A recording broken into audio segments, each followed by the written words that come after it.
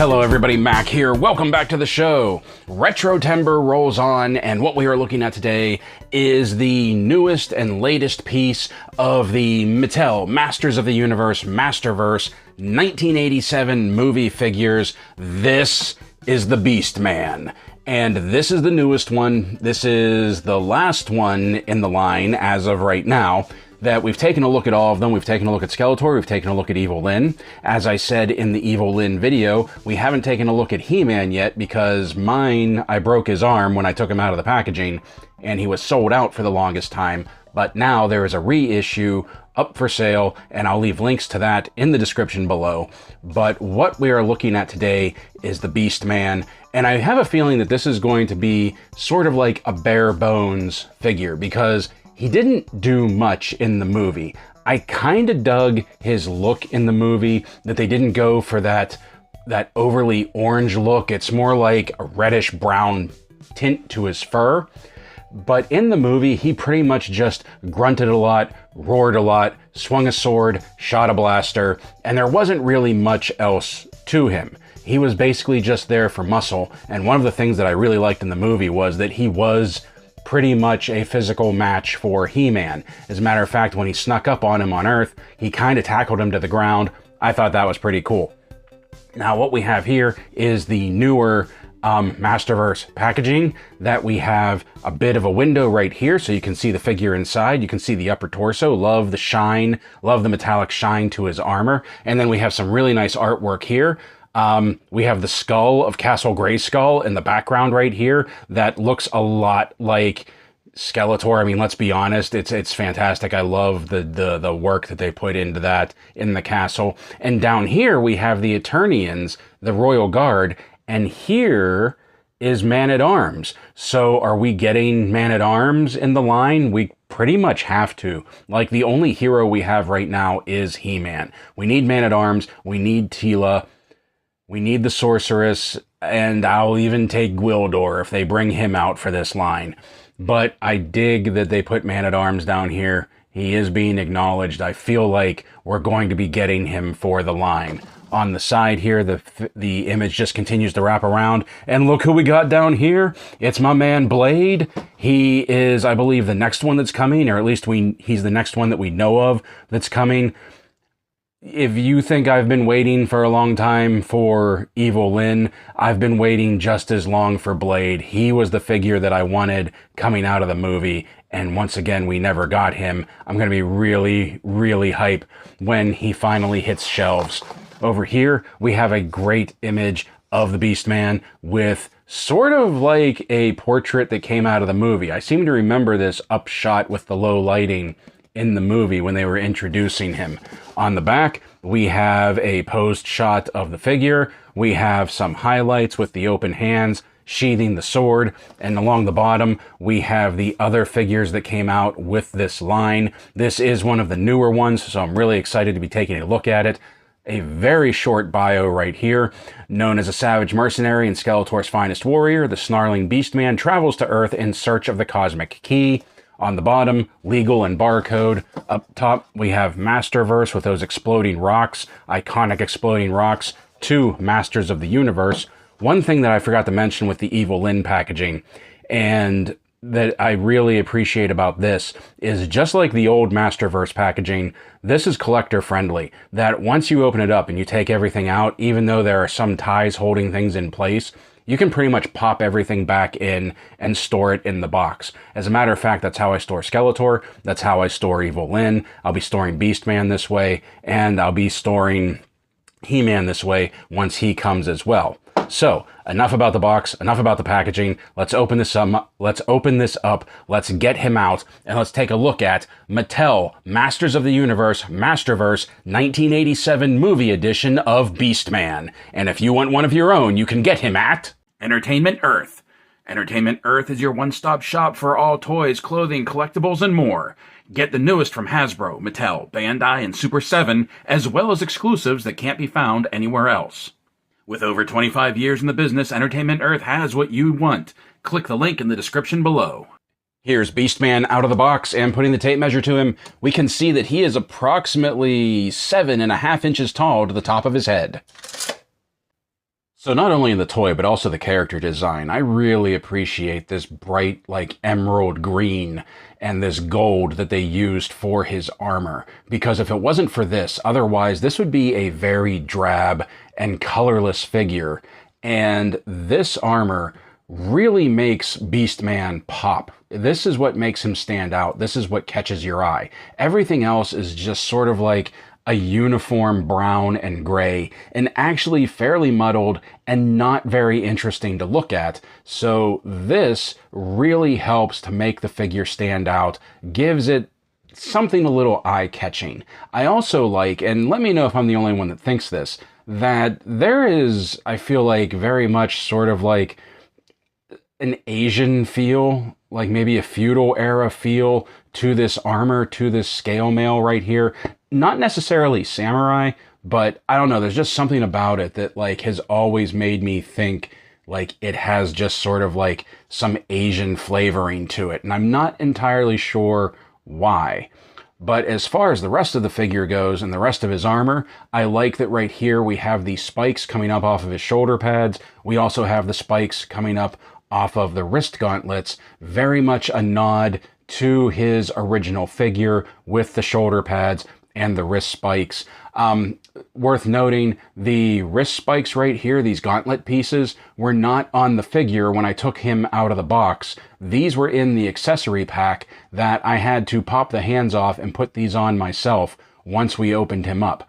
I'm not entirely sure why they did that, and there's no indication, at least not on mine, that I could see of right and left, that there's a wrong way and a right way to put them on.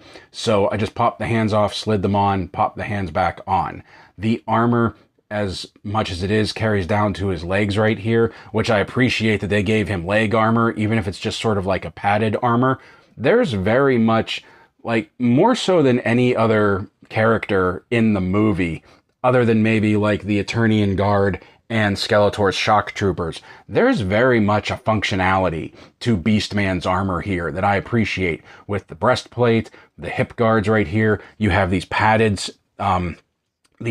leg guards coming down, his shoulder pads, the wrist pads right here, the wrist spikes. Like, there's very much a practicality to this figure that I appreciate. And I just think whoever did the design work, the costuming for this movie, like, they deserve some serious credit, because all of them were fantastic. All of them stood out. All of them looked unique, recognizable, but also a little bit alien too. It was fantastic. I loved the whole aesthetic of this movie. So like I said, you have these pads that come down here that you can see that break right there, so that they do swivel with the articulation. Something else that's worth noting is that underneath his loincloth, you come down to the armor, past the armor, and you come down to like the furry belt right here, and you can see like these blue turquoise trunks, basically. Once again, another nod to his vintage figure where Beastman had like the blue furry trunks. I love that they included that with him as well, because the figure, other than being like a fur-covered Beastman, doesn't have much visual connection to the red ape-like Beastman from the vintage line, at least not to me. So I appreciate that things like the shoulder pads, the wrist gauntlets, the blue trunks, they give those little nods back to his original character, back to his original figure. I really like that. I also really like this huge mane right here of hair. He has his top knot right there.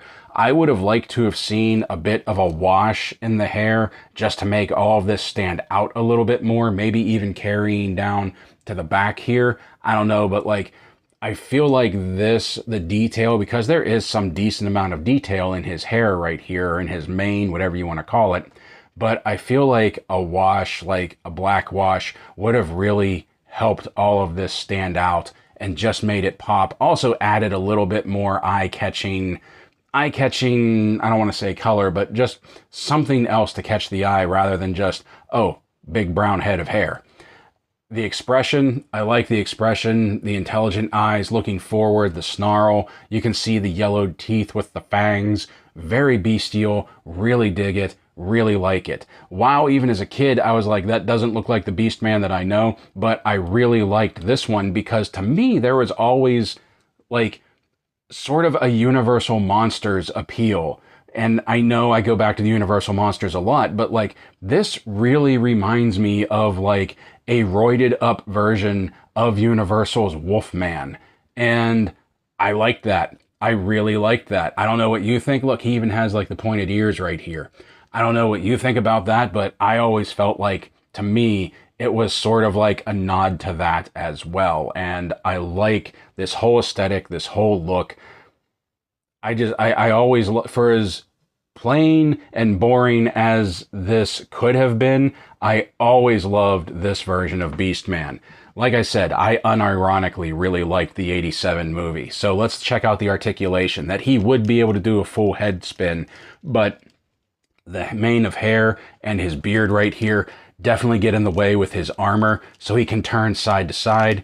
He can look up fairly well, and you can even see his neck, and I love that they continued the fur. Let me get some light in there. They continued the fur texturing up to the neck as well. He can look down a little bit, and he has some minor, very minor, almost non-existent tilt to the head side to side. So not a lot of movement in the head. The arms will do a full 360, and you can see that his shoulder pauldrons do get out of the way right there. They are linked into his, let me move this a little bit. Once again, let's get the light on there. You can see that they're tabbed into his armor right there on a soft piece of rubber, so they will move to get out of the way for the arm articulation. And speaking of, the arm will come up to 90. There's no butterfly joint. There's also no bicep swivel, which I found very interesting. Like, you can even see that there is that groove. You can see that there's a cut right there where they would have cut the arm to put the bicep swivel in, but for some reason they kept it out. Beastman also only has a single jointed elbow. Now it does come up to 90 even with his gauntlets on, and it's a single jointed hinge and swivel elbow right there. So I don't know, I'm curious as to why those decisions were made with Beastman to cut the bicep swivel and just give him a single jointed hinge and swivel. Now, speaking of hinge and swivel, the wrists will swivel and they hinge in and out. They do not hinge up and down, which is kind of disappointing, especially for this one, since this is his weapon wielding hand. I would have liked this to have hinged up and down.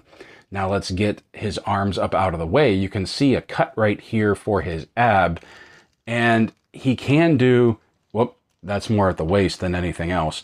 Which we'll talk about in a second. He can do a full 360. There is ab crunch. Whoop, he can get side to side motion right there. He can crank back a little bit. He can crank forward a little bit, but the armor really does get in the way of a lot of his waist, his bending. But as you saw before, there is a pivot at the waist so that he can do a full 360. Whoop. Whoop, let's straighten him out. So he can do a full 360 right there. You saw these two started to work against each other. He has drop down hips at the legs, that the legs will come up to roughly 90, even with this heavy armor on right there. The legs will go back. The legs can come out to the side very well. You saw before that he does have that thigh cut. He has double jointed knees, but they don't get in very tight, but they do have some decent travel to them. Boot cut. Now, he has this fur overlay on his boot, and it goes around to the back as well. And this does interfere with the articulation. That there is, the ankles will pivot back a little bit. The ankles will pivot forward, not very much. And there is a forward-facing pin for some ankle rock. But once again, this fur right here is getting in the way. Out of the box, Beastman comes with a pair of weapon-wielding hands. He also has a pair of open hands, and that's all that he comes with. I wish he did come with a pair of clenched fists, but there's something else that I want to show you, something that I was wrong about a few moments ago. Let's pop this hand off. Let's pull this gauntlet off. I don't know if you're going to be able to see it. Let's turn the light on, but there is an R right there. So, oh, let's focus in. There is an R right there, so they are marked for right and left, and I actually have them on the wrong hands, so let's swap them and see if it makes a difference. So you see how Beastman has these wraps on his arms right here. It actually does make a difference swapping the bracers, because each side is sort of molded and conformed to the wraps on his wrist that, I don't know if you noticed when I was playing around with him, these were floating very freely, and they still will move, as you can see, but they don't really move on their own like they were before because they're made to conform to the cuts, the mold of the wraps. So having them on the right sides does make a difference. You can see that there is a nice secure fit right there, even without having the hand on, that they won't just fall off.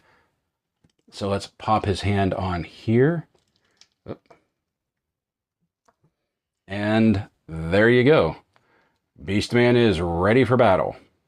So other than his gauntlets, the only accessory Beastman comes with is this sword. And this is a pretty decent facsimile of the sword that he wielded in the movie. And I like that it's nothing special. It really isn't. And I dig that Beastman just had a big iron sword that looks heavy, it looks brutal, and it looks like Beastman could do some serious damage with this. The only thing that would make it better is if they actually gave him just like a big two-handed sword or an axe. I also like that you can see in the sculpt of the sword, there are dings and nicks. Like this thing has seen some damage, and maybe Beastman has hit a few things with it that he shouldn't have, and he's sort of damaged and blunted the edge, but that doesn't stop him from just cleaving through things, and that is awesome to me.